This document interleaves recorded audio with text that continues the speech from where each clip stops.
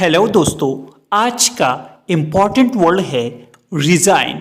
Resign का क्या मतलब है, आइए सीखते हैं आज की इस छोटी सी वीडियो में।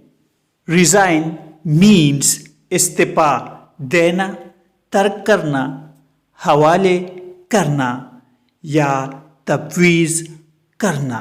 आइए इस वर्ड को सेंटेंसेस में इस्तेमाल करते हैं।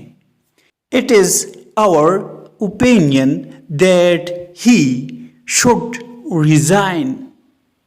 हमारे राय है कि वो मुस्तफ़ा हो जाए। Opinion means Rai. He was forced to resign due to ill health. खराब सेहत के बायस उन्हें इस्तीफ़ा देने पर मजबूर किया गया। फोर्स्ड का मतलब है मजबूर किया।